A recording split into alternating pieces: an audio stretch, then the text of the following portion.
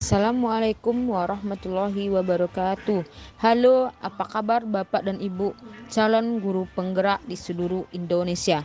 Perkenalkan, saya Yenda Partilarisa MPD, guru SDN 22 Andalas Barat, Kota Padang. Izinkan saya memaparkan aksi nyata modul 1.4 budaya positif. Selanjutnya, perkenalkan fasilitator saya yaitu Ibu Cinta Septi Aulia SPDGR. Kedua, pengajar praktik saya Ibu Elva Yeni SPD. Selanjutnya, rancangan tindakan untuk aksi nyata modul 1.4 budaya positif. Selanjutnya, tujuan aksi nyata modul 1.4 ini adalah 1. Menciptakan murid yang merdeka dan disiplin diri yang kuat. 2. Menumbuhkan budaya positif di sekolah dengan meyakini nilai-nilai kebijakan universal. Tolak ukur dari aksi nyata ini adalah 1. Terbentuknya keyakinan kelas melalui kegiatan kesepakatan kelas yang dilakukan wali kelas dan siswa. 2. Siswa mampu menerapkan dan menjalankan keyakinan kelas.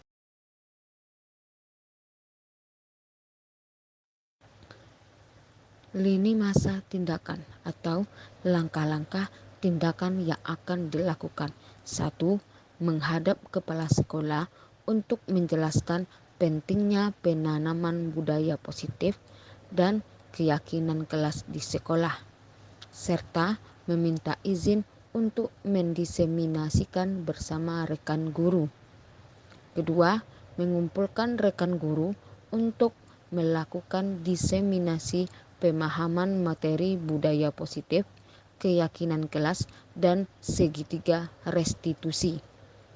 3.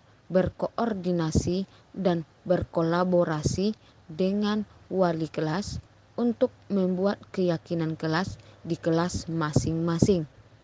4. Memantau, merefleksi, dan mengevaluasi keyakinan kelas yang telah dibuat.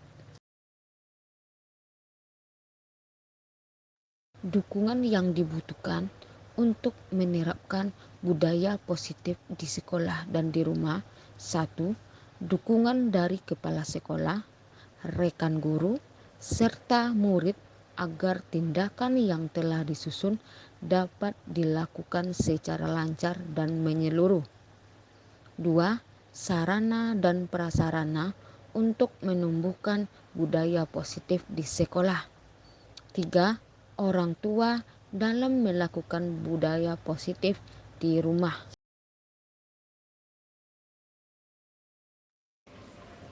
Berikut ini merupakan kegiatan diseminasi di sekolah saya mengenai pemahaman dan pengalaman budaya positif.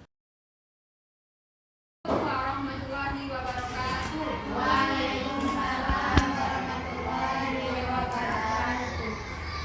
Terima kasih yang saya ucapkan kepada Bapak dan Ibu semuanya yang telah hadir pada sore hari ini untuk melihat aksi nyata tentang budaya positif yang akan kita sampaikan yang selama ini kita laksanakan di sekolah. Yang sama-sama kita hormati Ibu Wakil Kepala Sekolah SDN 22 Andalas, yang sama-sama kita kepada Allah Subhanahu wa Ta'ala, di mana pada sore hari ini Bapak dan Ibu kita bisa berkumpul di ruang kelas 5B ini untuk melaksanakan acara aksi nyata yang akan kita laksanakan di sekolah SDN 22 Andalas. Selawat beriring salam tidak lupa kita aturkan kepada Nabi besar Muhammad Sallallahu Alaihi Wasallam dengan hantaran Allahumma sholli ala Muhammad wa ala ali Muhammad. Untuk itu baiklah Bapak dan Ibu semuanya, di sini Yenda akan memaparkan bagaimana budaya positif yang akan kita laksanakan di sekolah, baik di sekolah maupun di kelas yang akan kita laksanakan. Terutama itu adalah di kelas saya sendiri. Itu tentang budaya positif. Nah, di sini bagaimana nanti menyebarkan pemahaman dan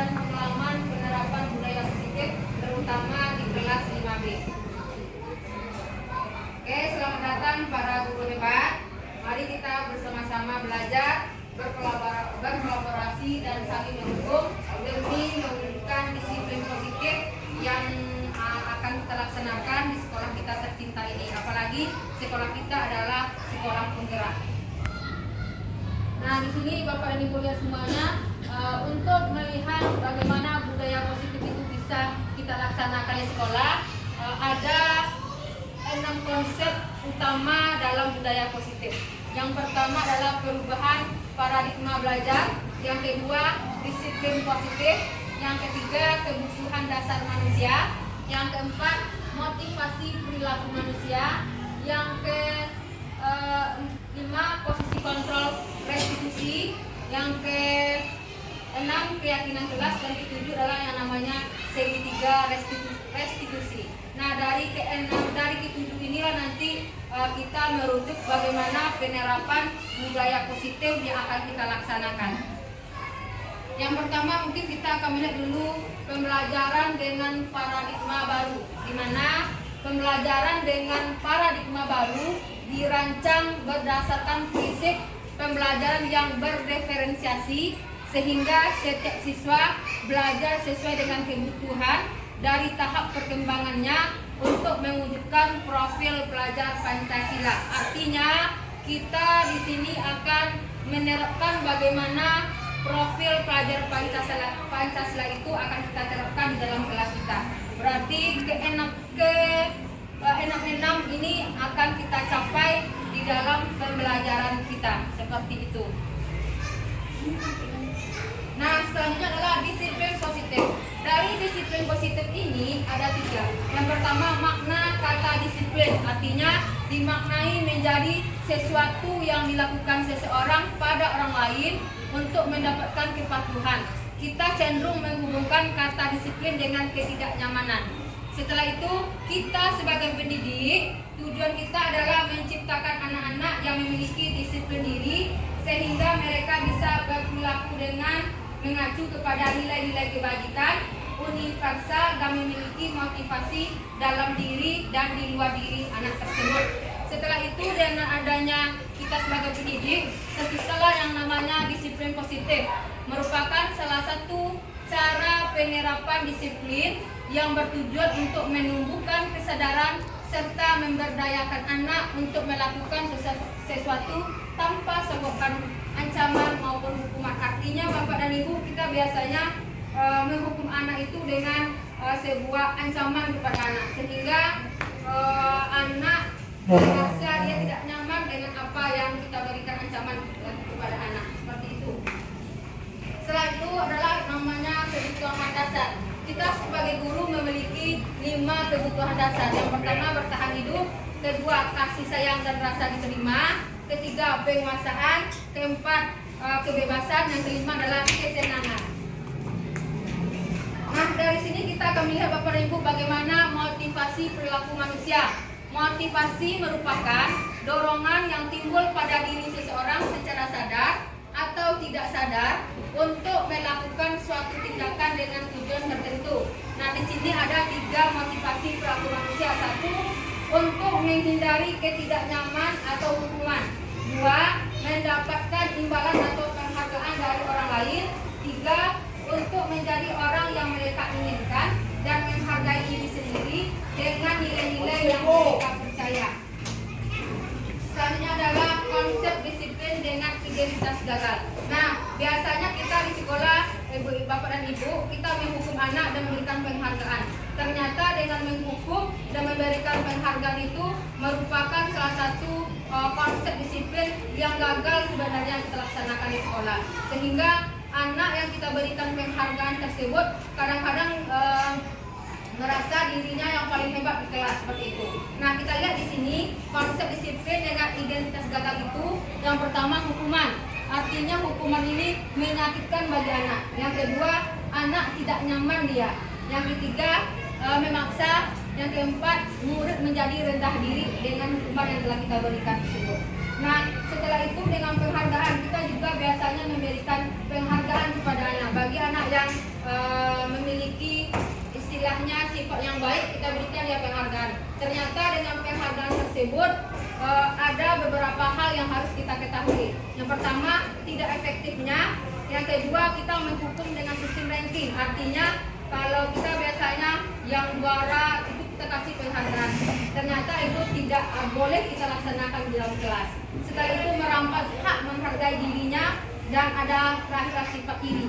Ketika kita memberikan pujian kepada anak dalam kelas, ternyata ada timbullah sifat iri bagi orang lain. Artinya bagi anak yang lain tidak mampu, kita berikan pujian kepada temannya. Jadi ada rasa iri kepada anak. Jadi itulah biasanya yang kita lakukan di dalam kelas.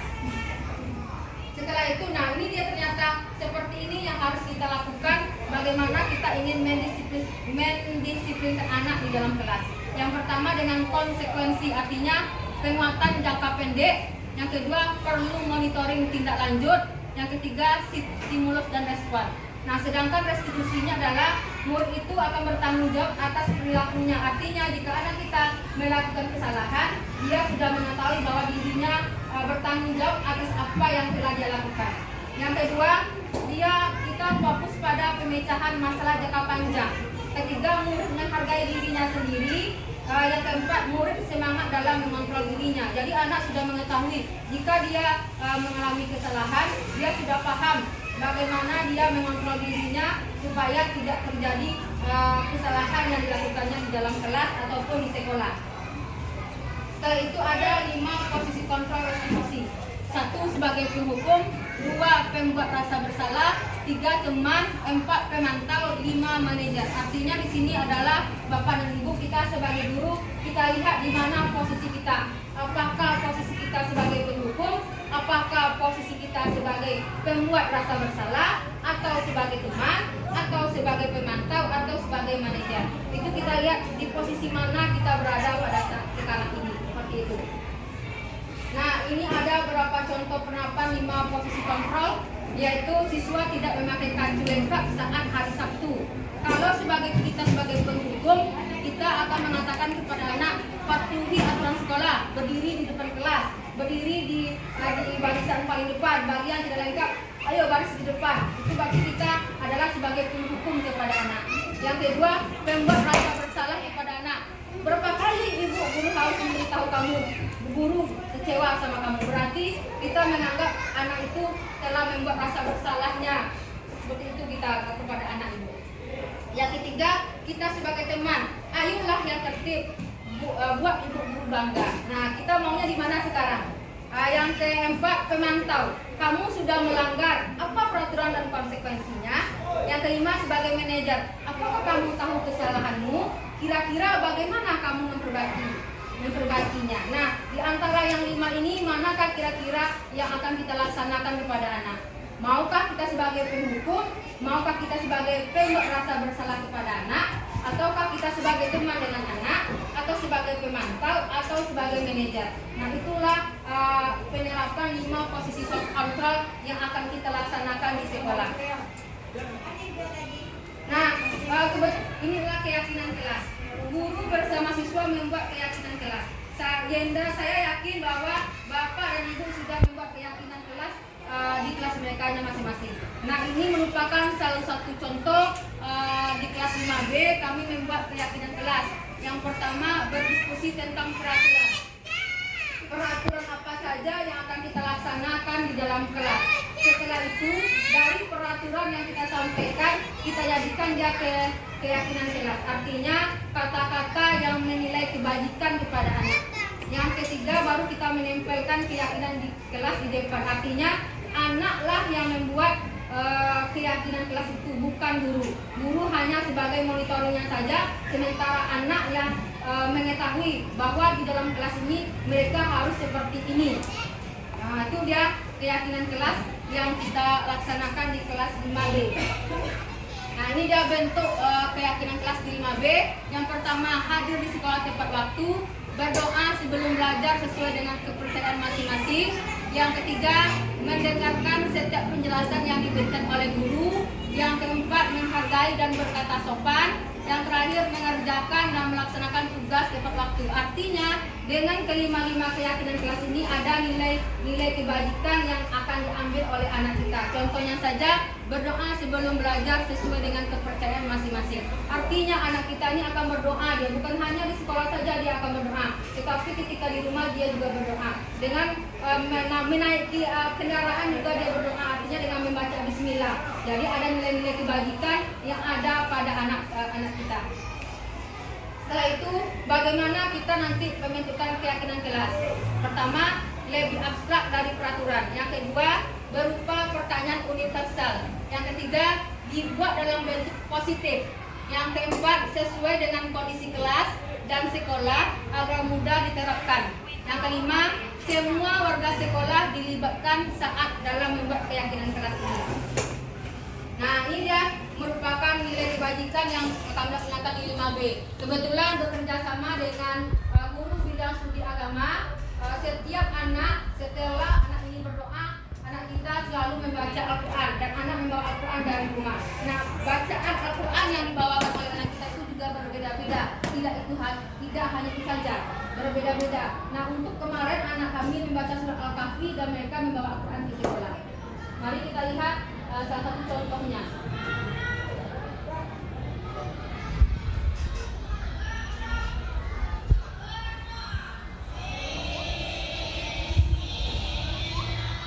Kebetulan di kelas 5B ini ada yang non-muslim.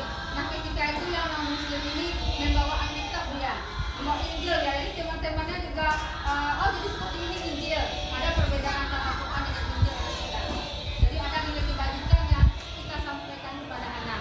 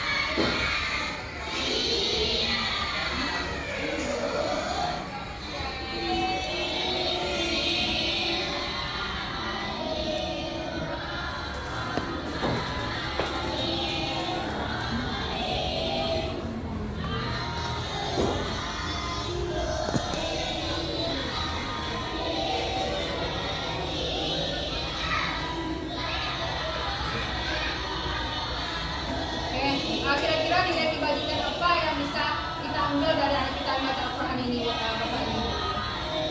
Apa kira-kira nilai kebajikan yang bisa kita ambil di sini?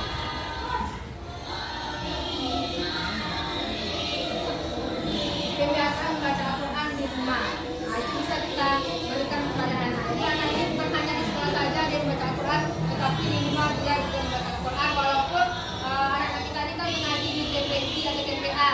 Nah, kita berharap bukan hanya di TPI saja, tetapi di rumahnya anak kita juga membaca Al-Quran.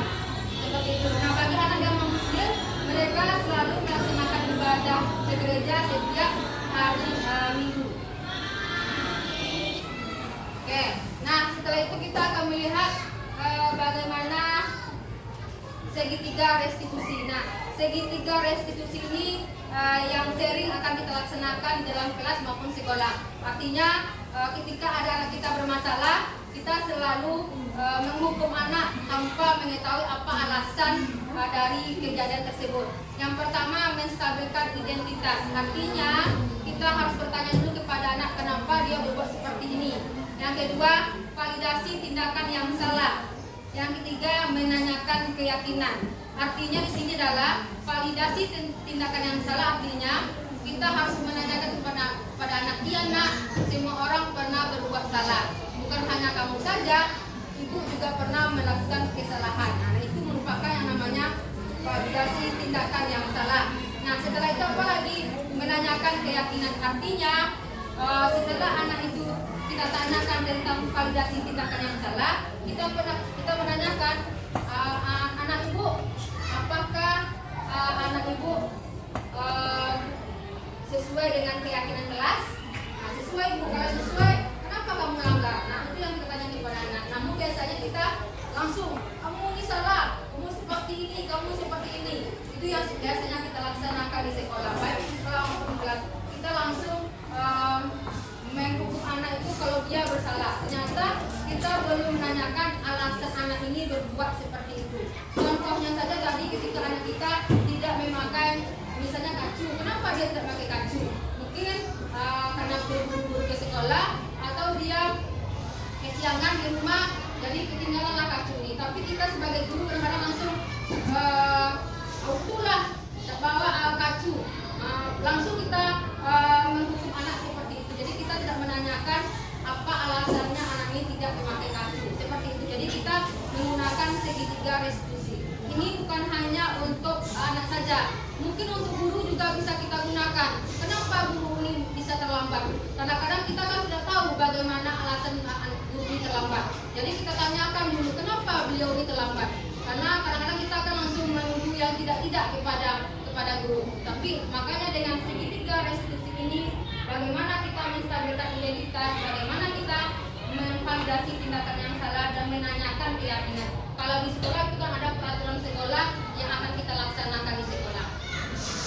Nah, ini merupakan salah satu contoh penerapan posisi kontrol, yaitu siswa tidak memiliki kacu lengkap saat hari Sabtu.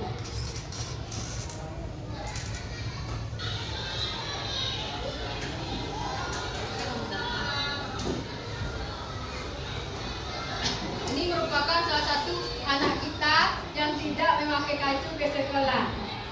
Jadi kita tanyakan kenapa dia tidak memakai kacu. Maaf Bu, ternyata dia terlambat ke sekolah. Dia pergi ke pasar terlebih dahulu karena dia memang jualan di dalam kelas, sehingga memang kacunya ketinggalan.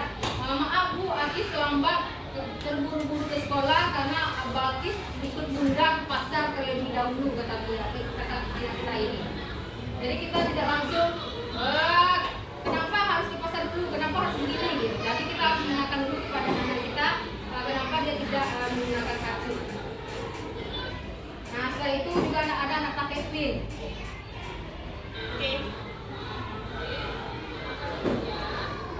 Oke, terima kasih kepada Bapak dan Ibu semuanya sudah berkenan untuk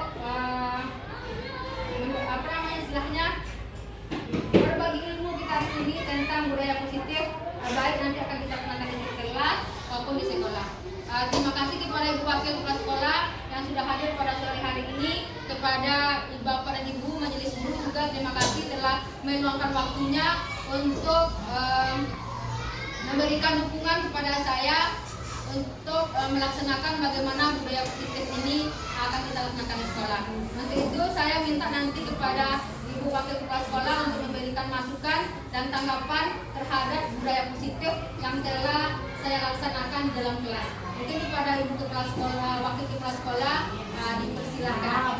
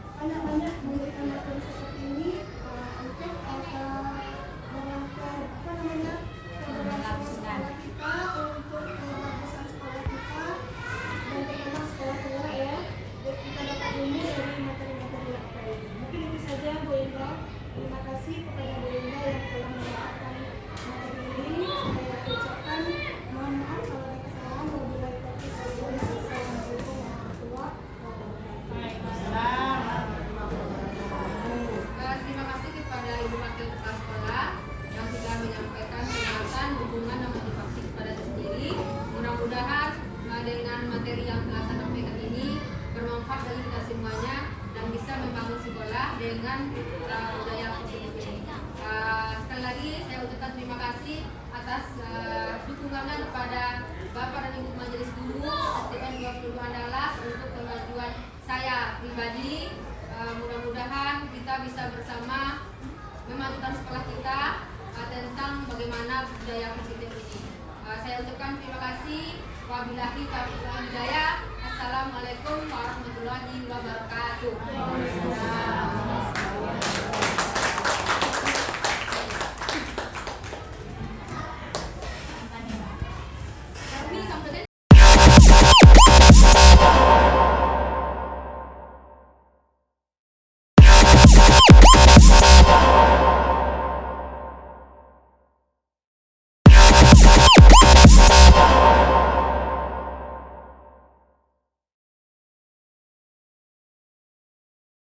Salah satu budaya positif yang kami terapkan adalah keyakinan kelas. Dengan keyakinan kelas ini memiliki tujuan bahwa anak bisa membentuk karakter yang positif, kebiasaan-kebiasaan positif, perilaku positif, serta keteladanan dari seluruh warga sekolah, guru, dan murid.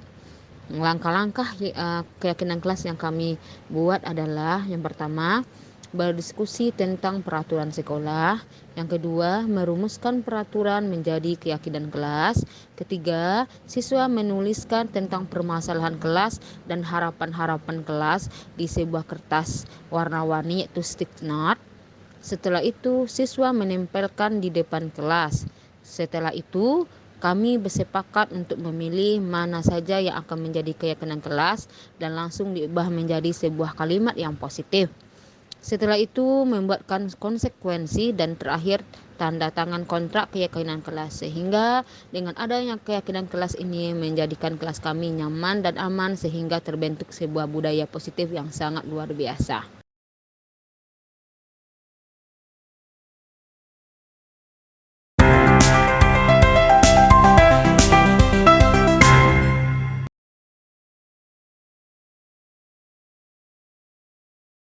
Sebelum masuk kelas, murid berbaris di depan kelas dan guru memeriksa kelengkapan atribut sekolah. Merupakan salah satu kebiasaan jika ada murid yang melanggar keyakinan kelas akan diberikan konsekuensi sesuai dengan keyakinan kelas yang mereka sepakati bersama.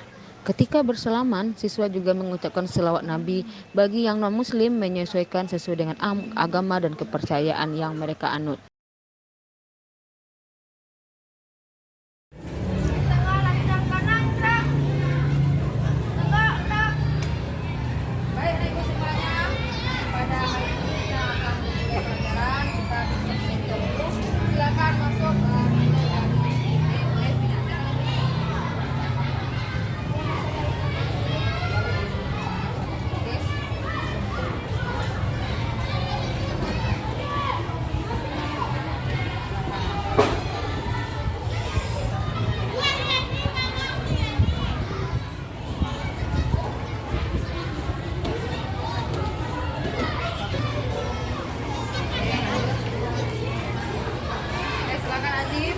Nanti rambutnya dipotong ya nak.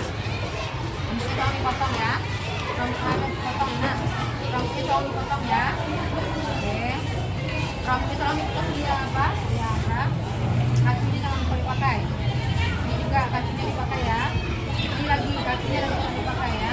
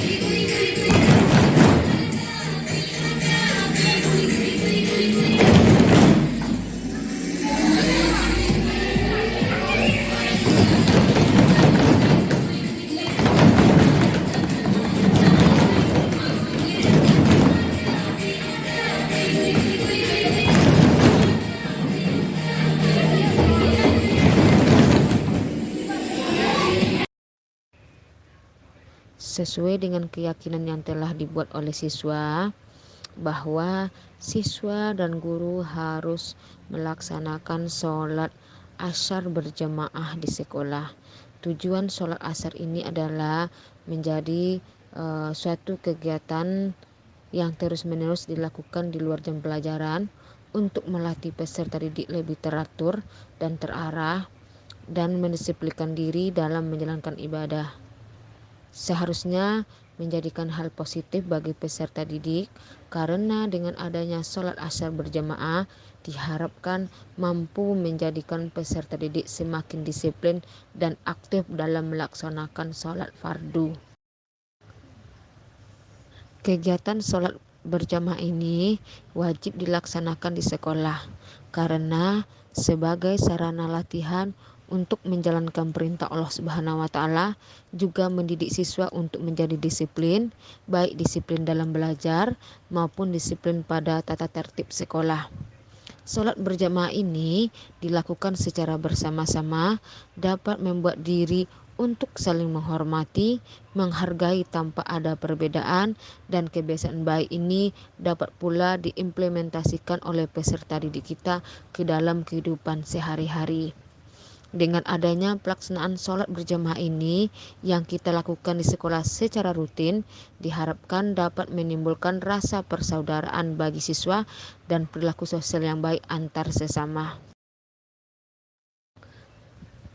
Berikut keyakinan kelas yang telah disepakati anak adalah bahwa siswa harus membuang sampah pada tempatnya. Untuk membuang sampah pada tempatnya, di kelas 5B dilaksanakan pembiasaan yang baik. Misalnya dengan gerakan Jumat bersih, kewajiban piket masing-masing kelas yang dilakukan setiap hari. Penumbuhan karakter di sekolah, guru melakukan langkah-langkah seperti meletakkan keranjang sampah di dalam kelas, di depan kelas, dan di sekitar tempat anak bermain. Dan juga anak kita ajarkan juga bagaimana membuang sampah pada tempatnya dan membantu petugas kebersihan yang ada di sekolah. Dengan adanya pembiasaan-pembiasaan yang telah kami laksanakan di sekolah hingga menjadikan budaya positif bagi murid kami. Di sini saya sebagai guru diharapkan mampu menuntun murid agar berperilaku sesuai nilai-nilai kebajikan yang disepakati dalam tujuan pendidikan nasional, yaitu pendidikan diselenggarakan agar setiap individu dapat menjadi manusia yang beriman dan bertakwa kepada Tuhan Yang Maha Esa, berakhlak mulia, sehat, berilmu, cakap, kreatif, mandiri, dan menjadi warga negara yang demokratis dan bertanggung jawab. Penerapan budaya positif di sekolah tak lepas dari peran dan nilai seorang guru. Untuk menerapkan budaya positif ini, kami sebagai guru harus mampu menjadi pemimpin pembelajaran yang memiliki nilai berpihak pada murid, mandiri, kreatif, inovatif, reflektif, dan kolaboratif sehingga dapat mewujudkan kepemimpinan murid. Membiasakan budaya positif di sekolah tentu tidak bisa dilakukan sendiri, perlu kolaborasi yang baik dari semua guru dan warga sekolah sehingga kami sebagai guru mampu dan mau mengajak dan menggerakkan komunitas di lingkungan sekolah sehingga budaya positif di sekolah kami dapat diterapkan secara efektif.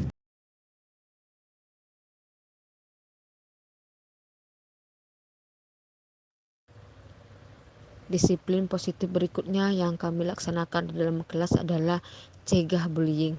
Selama ini, bullying menjadi virus ganas yang cukup mematikan karakter siswa. Di sekolah, banyak kita temukan kasus bullying baik yang dilakukan oleh guru ke siswa maupun oleh siswa ke siswa. Perilaku bullying menjadi sorotan sekolah karena sering terjadi di sela-sela aktivitas pembelajaran. Untuk mengatasi bullying sekolah dan guru sudah melakukan tindakan preventif dan tindak lanjut. Dalam hal ini, guru dan murid berkolaborasi dalam mencegah bullying yang ada di dalam kelas maupun yang ada di dalam sekolah. Guru selalu mengingatkan tentang keyakinan kelas yang telah disepakati oleh siswa, yaitu tidak ada siswa yang melakukan perundungan kepada temannya. Untuk menanamkan karakter menghargai dan menghormati kepada siswa, guru dan murid sama-sama berkolaborasi untuk membuat sebuah skenario tentang anti pencegahan bullying, di mana siswa dibagi atas 8 kelompok, masing-masing kelompok terdiri dari 3 orang siswa. Dari 3 orang siswa, 1 sebagai korban, 2 sebagai pembuli, dan ketiga sebagai saksi. Dengan adanya kegiatan ini memberikan kepada anak bahwa kita harus bisa menghargai, menghormati sesama. Guru dan siswa juga berkolaborasi membuat poster-poster anti-bullying, dan juga murid dan guru melaksanakan kegiatan drama anti-bullying. Tujuan dengan adanya pembuatan poster bullying ini adalah untuk mendukung sekolah dan lingkungan untuk membantu siswa-siswa yang lain bekerja sama untuk memahami definisi dan saling menghormati. Bullying merupakan tindakan yang sengaja maupun tidak sengaja, tetapi dengan jelas menyebabkan ketidaknyamanan, penghinaan, kerugian, kejahatan, dan penderitaan bagi korban, yang dapat menyebabkan lingkungan bekerja yang tidak menyenangkan di mana korban sama sekali tidak menginginkan perlakuan tersebut. Dengan adanya keyakinan kelas kami, tidak ada lagi tindakan-tindakan bullying yang ada di dalam kelas. Dengan adanya keyakinan kelas, pembiasaan-pembiasaan di dalam kelas sehingga menimbulkan budaya positif yang ada di sekolah. Dengan budaya positif menumbuhkan karakter anak, kita sebagai seorang guru percaya bahwa tujuan penting sekolah adalah pembentukan karakter, agar murid dapat berkembang menjadi pribadi yang kritis, penuh hormat dan bertanggung jawab. Salah satunya adalah melakukan kegiatan pembiasaan-pembiasaan yang dilakukan di lingkungan sekolah maupun lingkungan kelas. Budaya positif di sekolah adalah budaya dan iklim yang menjadi suatu pembiasaan sekolah dan telah mengakar kuat. Sesuai dengan filosofi Ki Hajar Dewantara, pendidikan berpihak kepada murid sesuai kodrat dan zaman, maka budaya positif tersebut juga disesuaikan dengan diwujudkan dalam visi sekolah melalui prakarsa perubahan. Budaya positif merupakan perwujudan dari nilai-nilai atau keyakinan universal yang diterapkan di sekolah. Budaya positif diawali dengan perubahan paradigma tentang teori kontrol. Selama ini, barangkali kita sebagai guru merasa berkewajiban mengontrol perilaku siswa agar memiliki perilaku sesuai yang guru harapkan. Dalam membangun budaya positif, sekolah dapat menyediakan lingkungan yang positif, aman, dan nyaman agar siswa mampu berpikir, bertindak, dan mencipta dengan merdeka, mandiri, dan bertanggung jawab.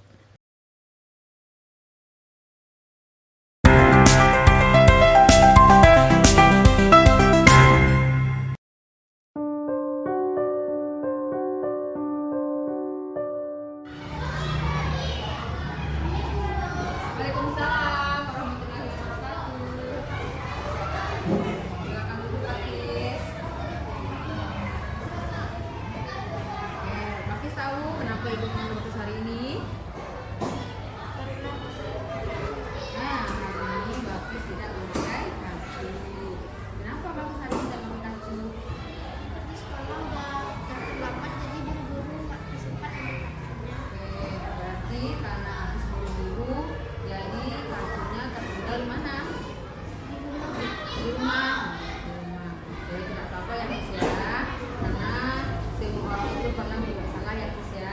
minggu kemarin, hari Sabtu kemarin kan juga ada notisnya yang tidak keracunan, bahkan tidak pakai alat hirup lengkap gratis pada hari ini.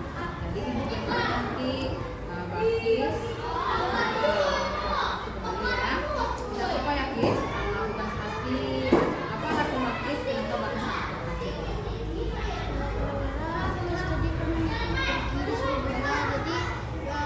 Udah siang tiba rumahnya langsung buru pergi sekolah, kacunya di jalan ingat Jadi Akis mana kesini kamu tadi? Pasar. Nah, jadi tadi ketika Bakis pulang dari pasar langsung mandi, buru-buru. Jadi kacungnya tadi tinggalnya di mana ini? di kamar biasanya mandi ke pasar. Jadi Bakis tahu kan keyakinan jelas yang sudah kita sepakati bersama? Nah, apa itu? Harus apa? Nah, ya harus memakai atribut lengkap. Ya, hari Sabtu itu Bakis harus memakai pakaian lengkap seperti baju, apa lagi? Pas kaki hitam, apa lagi? Matanya pinggang. Nah, Bakis kan nggak ada bawa itu ya, nggak apa-apa ya. Jadi Bakis harus tahu bagaimana fungsi dari keyakinan kelas kita. Kira-kira apa fungsi keyakinan kelas kita yang harus kita lakukan? Nah, kemudian satu apa lagi? Apakah membentuk disiplinatis dia? Terus apa lagi? Nah, ya berarti itu sudah sama dengan bertanggung jawab. Jadi untuk itu ibu berharap Akis minggu depan harus memakai atribut ya. Tidak apa-apa hari ini ibu maafkan. Besok minggu depan ibu akan melihat Akis menggunakan atribut lengkap. Ya, Akis? Baik, Bapak Bakis. Silakan istirahat Bakis dulu ya, karena kita masih. Terima kasih ya nak ya. Waalaikumsalam warahmatullahi wabarakatuh. Oke. Oke, maafkan ibu ya, karena waktu istirahat mungkin ibu panggil ke dalam kelas, tidak di kantor, karena tadi ketika ibu Indah mengajar tadi ya, menjelaskan materi, tapi ibu lihat itu lesu terus menunduk, ternyata itu bermain HP. Nah, sekarang ibu pengen tanya, kenapa itu main HP tadi nak?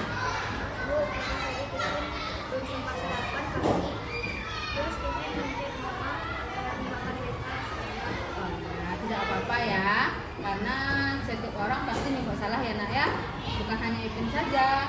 Minggu kemarin juga ada itu temannya yang bermain HP ketika ibu menerangkan pelajaran. Katanya alasannya sama dengan Ipin, bahwa badannya sakit karena dia tidak sarapan tadi pagi. Nah sekarang ini mau tanya, apa alasannya Ipin tidak sarapan tadi? Oh, terbangun. Berarti Ipin tadi buru-buru ke sekolah, takut telat ke sekolah, terus bangunnya juga terlambat. Makanya terburu-buru juga lupa sarapan pagi ya. Oke, jadi Bu Yenda berharap Epin ya, sarapan pagi itu adalah penting bagi Epin. Jadi ketika belajar dengan ibu, Epin tak lesu lagi, semangat. Nah, masih ini tak Epin dengan keyakinan kelas yang kita buat waktu awal sekolah? Nah, apa? Coba sebutkan. Tidak boleh bermain HP ketika belajar.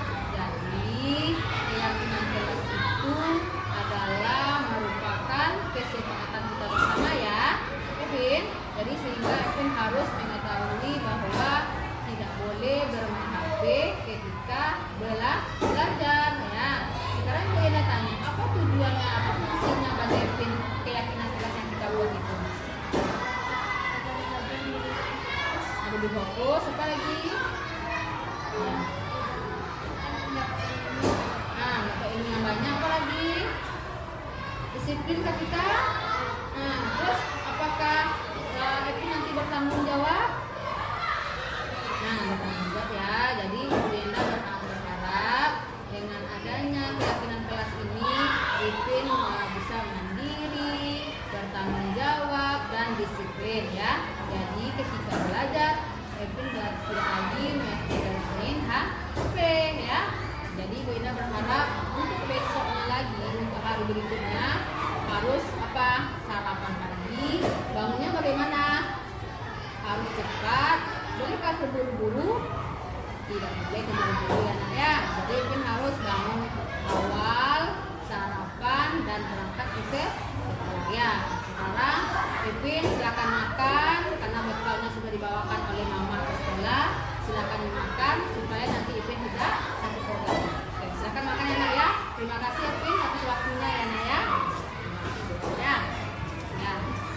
Assalamualaikum warahmatullahi wabarakatuh. Perkenalkan, nama saya Bakis Nabila Chandra, kelas 5B SDN 2216. Ketika saya ditanya Bu Yenda, saya merasa senang karena Bu Yenda perhatian sama saya. Saya tidak dihukum. Saya diberikan nasihat dan bimbingan supaya disiplin dan mandiri.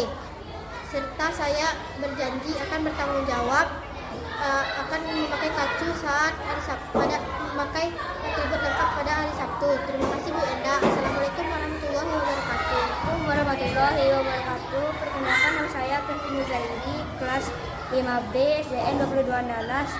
Ketika saya ditanya Bu Yenda, saya merasa senang karena Bu Yenda perhatian sama saya. Saya tidak dihukum, saya diberikan nasihat dan bimbingan supaya saya disiplin dan mandiri. Terima kasih Bu Yenda. Assalamualaikum warahmatullahi wabarakatuh.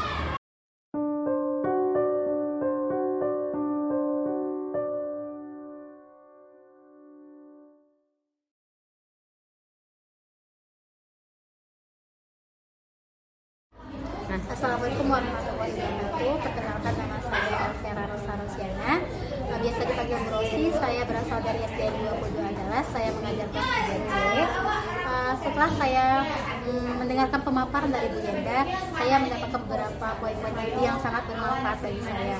Salah satunya ternyata budaya positif itu sangat banyak dan bisa diterapkan di kelas, dan saya juga mendapatkan ilmu ternyata seperti memberi penghargaan, memberi hukuman di depan teman-teman yang lain itu merupakan salah satu hal yang salah, dan itu merupakan hal yang dan kedepannya saya akan memperbaiki apa yang salah tersebut, dan insya Allah saya akan melaksanakan budaya positif itu ke dalam kelas saya. Semoga saya dapat menerapkannya dan teman-teman yang lain pun bisa melaksanakan hal ini di sekolah. Terima kasih. Assalamualaikum warahmatullahi wabarakatuh. Ayo.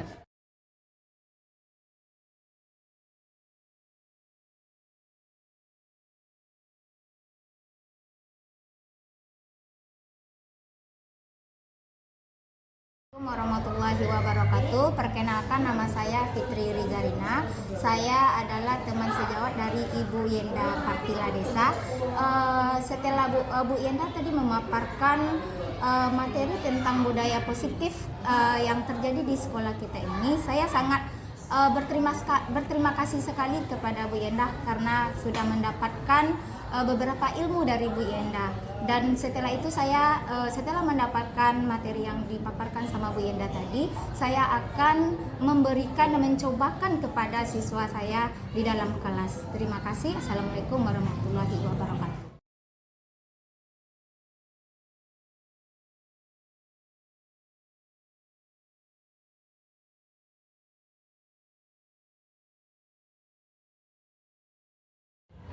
Baik, perkenalkan, nama saya Riza Pimaita. Saya dari guru bidang studi bahasa Inggris.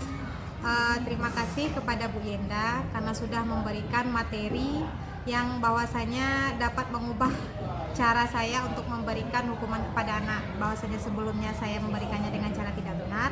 Dengan adanya materi ini, budaya positif ini, saya bisa mengubah cara saya kepada anak dalam memberikan hukuman untuk ke depan. Terima kasih. Assalamualaikum warahmatullahi wabarakatuh. Saya Yenda Partila Desa, calon guru penggerak angkatan 9. Saya akan melakukan refleksi diseminasi modul 1.4 budaya positif. Perasaan saya sangat senang berbagi praktik baik dengan teman sejawat saya di SDN 22 Andalas Barat.